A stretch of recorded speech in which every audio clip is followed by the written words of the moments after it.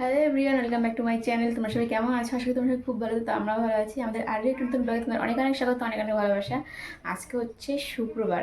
তো আজকের ব্লগটা আমি অনেকটা দেরি করে শুরু করলাম। এখন বাজে হচ্ছে সকাল 11:30। তো রান্না বান্না খাওয়া দাওয়া সব হয়ে গেছে। আর এখন যেটা হয়নি, মানে আমার মেন কাজ, সেটা হচ্ছে পুজোর আগে ঘর পরিষ্কার করা। তো সেই কাজটা আজকে আমি করতে চলেছি। তো আজকে যা রৌদ্র দিয়েছে, মনে হচ্ছে এই কাজটা ছেড়ে আমি আগে জামা কাপড়গুলো রৌদ্রে দিই। মানে ভাদ্র মাসে জামা কাপড় রৌদ্রে দেওয়ার যে নিয়মটা, সেটা মনে হচ্ছে আজকে আমার দিলে ভালো হতো। কিন্তু আবার ভাবছি না, থাক, আজকে আমি আগে ঘরটাই পরিষ্কার করি, যেহেতু বাড়িতে সোনু নেই। তো কালকে রাত্রে সোনু এসেছিলো ওই সন্ধ্যার দিকে, তারপরে আবার চলে গেছে বোনের সঙ্গে। তো এই সুযোগ, তা আমি আর ভাবলাম যাক, তাহলে আমি ঘর বাড়ি তাড়াতাড়ি পুষে করতে পারবো। কিন্তু এমনই আমার কপালটা খারাপ, আজকে ঘুম থেকে আমি দেরি করে উঠেছি।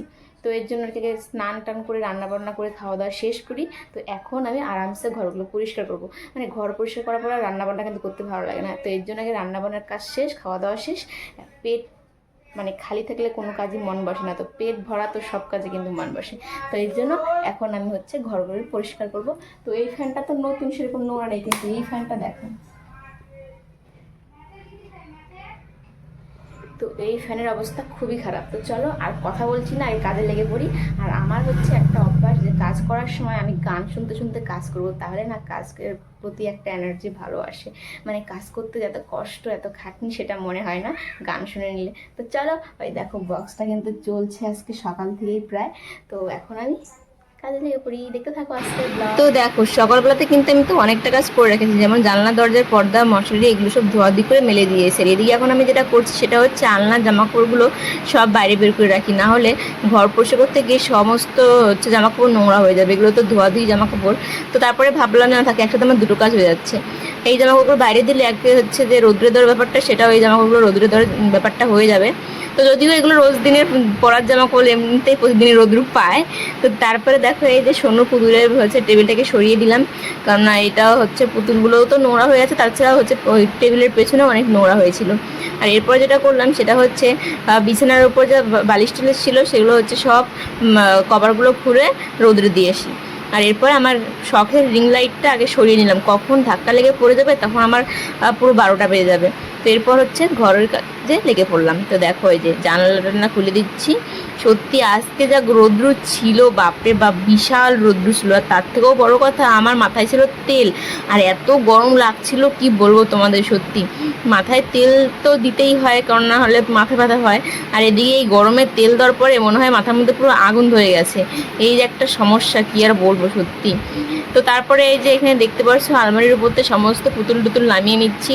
আমি এখন মাঝে মধ্যে ভাবি, যদি আমার একটা তাক টাইপের হয় না ওপরে, ওরকম একটা হতো, তাহলে হয়তো বেশি ভালো হতো। মানে ওখানে একদম হয় না যে কাঠের গেট টেট লাগানো, কত সুন্দর হয়। ওটার নাম কি আমি ঠিক জানি না, যাই হোক। তো সেগুলো লাগালে হয়তো ভালো হতো, তাহলে এরকম দেখা যেত না। আর বিশেষ করে এগুলো তো নোংরাও হতো না। আমি বুঝতে পারি না এত নোংরা যে কোথায় থেকে আসে, ভগবানই জানে। শুধু এত পরিষ্কার করে রাখি প্রতিদিন, তাও দেখো এই কত নোংরা বেরিয়েছে। আমি ভাবি যে এগুলো কোথায় থেকে আসে, তুলো তুলো টাইপের নোংরা। আসলে এগুলো হচ্ছে বালিগুলো জমাট বেঁধে বেঁধে পুরো দলা দলা হয়ে যায় কিন্তু। তো এরপরে হচ্ছে আমি ওই আলমারির উপরটা পরিষ্কার করে নিচ্ছি। যদিও এখানে ঢাকা ছিল, এই জন্য নোংরা একটু কম ছিল, তবুও পরিষ্কার করে নিচ্ছি, যেহেতু উঠানো হয়েছে কাপড়টা। তো এরপরে যে ড্রেসিং টেবিলের উপরটা পরিষ্কার করে নিচ্ছি। আসলে কী হয়েছে বলো তো, আমার এগুলো না অনেক উঁচু উঁচু, আর খাটটা তো একটু দূরে, এর জন্য খুব কষ্ট হচ্ছিলো আমার পরিষ্কার করতে। মনে হচ্ছিলো যদি আমি একবার পড়ে যাই তো শেষ আমার অবস্থা। তো এরপরে যেটা করলাম সেটা হচ্ছে এই যে তোষকটা উল্টিয়ে দেখি এই যে নিচে কত যে কিছু আছে। তো আমার মতো এরকম আর কার কার হয় অবস্থা বলো তো। যতই আমি এখান থেকে জিনিসপত্র বের করি না কেন, আমার দুদিন পরে দেখবো সব কিছুই খাটের ওপরে, মানে বিছানার নিচেই জমা হয়ে যায়। ভগবান জানে এরকম কেন যে হয়। এত জিনিস থাকতেও এই বিছানার নিচে জিনিস না রাখলে যেন ভালোই লাগে না। দেখো এপাশে দুপাশে ভর্তি জিনিস। আর দেখতে পারছো ওই যে পেন্সিল বেরোলো বিছানার নিচ থেকে। ভাবো এটা কার কাজ, এটা সোনুর কাজ ছাড়া কার কাজ হবে। এদিকে আমি দুদিন পর পর পেন্সিল ফেলে দিই, আর হচ্ছে দেখি পেন্সিল নাই, কোথায় যায়, এখানে ওখানে লুকিয়ে লুকিয়ে রাখে। তা এরপর একটা জিনিস পেলাম, ওই দেখো দেখতে পাচ্ছ কি, ওই যেখানে রাখা আছে ওটা হচ্ছে সোনুর ছোটোবেলার একটা ফটো। আমার একটা ফ্রেন্ড আমাকে আর্ট করে দিয়েছিল। যদিও আমার বোনও কিন্তু আর্ট করতে পারে, ওকে অনেকবার বলেছি, এখন পর্যন্ত আমাকে আর্ট করে দিল না। তো যাই হোক, আমার এই ফ্রেন্ডটা আমার সোনুর ছোট্টবেলা ফটোটা আর্ট করে দিয়েছে, ভীষণ পছন্দ হয়েছে আমার এটা। কিন্তু এখনও না এটাকে ফ্রেম দিয়ে লাগানো হয়নি, এই জন্য যত্ন করে ওখানে রেখে দিয়েছি। আর এরপর এই যে ঘরটা ঝেড়ে নিচ্ছি, যা নোংরা বেরিয়েছে আমার ঘর থেকে, সত্যি আমি তো অবাক হয়ে দিই, এত নোংরা যে কোথা থেকে আসে ভগবান জানে। আসলে ওই যে খাটের ওই কোনাকানিগুলো তার ঝাড়া যায় না না রোজ দিন। আর তার মধ্যে হচ্ছে বিশেষ করে সোনু যে কত জিনিসই খাটের নিচে ফেলেছে তোমাদের আমি কি বলবো।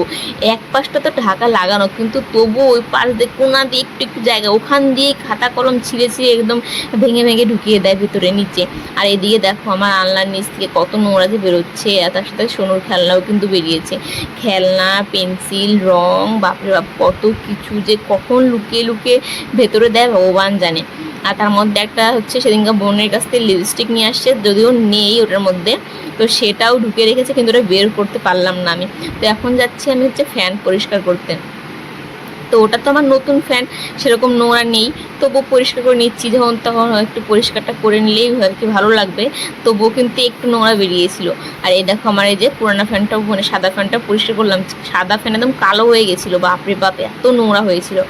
আর এখন এই কাজটা কিন্তু আমি খুব একটা বেশি করি না, আমার খাটটা আমি ভালো মতো পরিষ্কার করি না, কারণ খাটটা আমার একদম অপছন্দের, কারণ এত ডিজাইনওয়ালা খাট আমার একদম ভালো লাগে না, এত নোংরা হয়ে থাকে কি বলবো। তার থেকে বড় কথা আমার খাটটা খারাপ বেরিয়েছে, ফাটা ফাটা টাইপের, এর জন্য।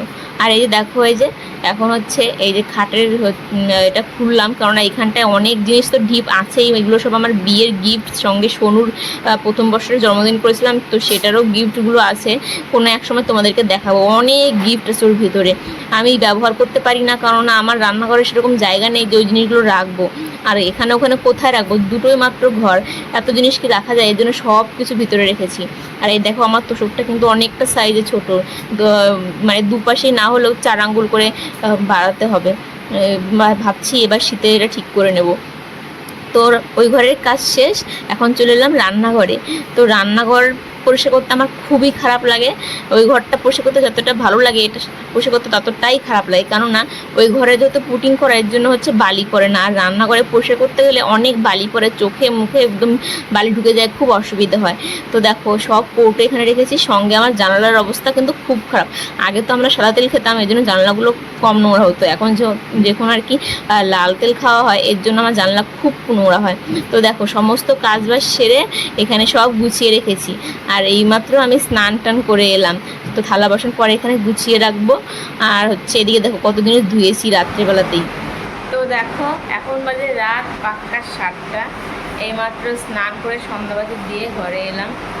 তো এখনও তো কাজ আছে, বালিশের কভারগুলো লাগাবো, এর মধ্যে তো সোনুও চলে আসবে। আজকে সারাটা দিন কাজ করতে করতে হাতের অবস্থা পুরো খারাপ হয়ে গেছে, ব্যথা করছে এখন হাতগুলো। তো চলো এখন বাদবাকি কাজগুলো ঠিকঠাক করি, মানে এখন বাদবাকি কাজগুলো সেরে নেই, সোনু আসলে আর কিচ্ছু করতে পারবো না। চলো আমার আজকের ব্লগটা এই পর্যন্ত রাখছি, তোমাদের কেমন লাগলো সেটা অবশ্যই কমেন্ট করে জানিও, যদি ভালো লাগে তাহলে অবশ্যই একটা লাইক করো। আর তোমরা এখনও যারা যারা আমার চ্যানেলটি সাবস্ক্রাইব করোনি তারা সাবস্ক্রাইব করার পাশে থাকো। দেখা হবে আমার নতুন ব্লগে, সবাই ভালো থেকো, সুস্থ থেকো, এটা।